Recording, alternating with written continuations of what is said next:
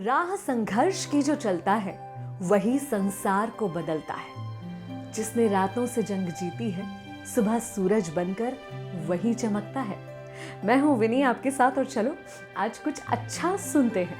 एक मेहनती माली की कहानी सुनाने जा रही हूं आपको, जो एक राजा के दरबार में काम किया करता था और राजा का जो फलों का बागान था उसकी देखरेख करना उस माली की जिम्मेदारी थी।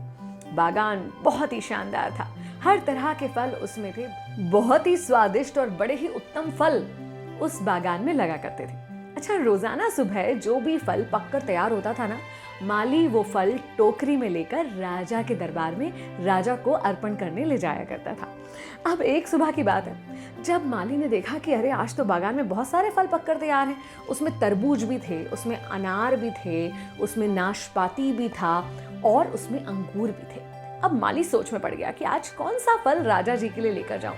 जब उसने सारे फलों को अच्छे से देखा तो उसने कहा अंगूर ले जाता हूँ, क्योंकि अंगूर सबसे अच्छी तरह से पककर तैयार थे और बड़े मीठे अंगूर वो होने वाले थे। तो बस क्या, टोकरी में अंगूर लिए और माली चला राजा के दरबार में। जब वो दरबार में पहुंचा तो राजा थोड़े से खोए हुए थे। माली ने चुपचाप फलों की वो टोकरी ले जाकर राजा के सामने रख दी और आकर सामने बैठ गया।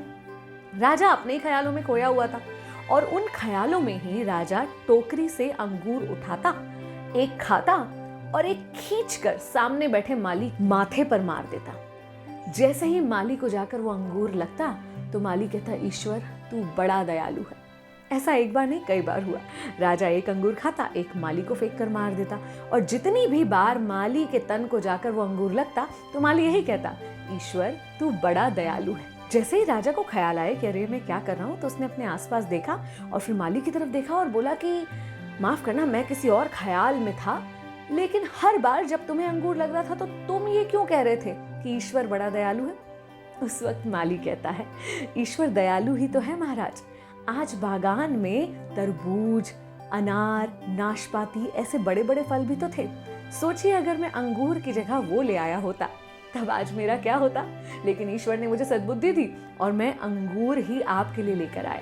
इसीलिए मैं कह रहा हूँ ईश्वर बड़ा दयालु है। सोच सोच का फर्क है। उस माली की जगह कोई और होता तो ये भी सोच सकता था कि क्यों कर रहा है राजा ऐसा, मैं तो बागान से चुनकर सबसे अच्छे फल इनके लिए लेकर आया हूँ, रोज लेकर आता हूँ, इनके बागान का ख्याल रखता हूँ, फिर भी ये मेरे साथ ऐसा क्यों कर रहे हैं इतने लोगों के सामने।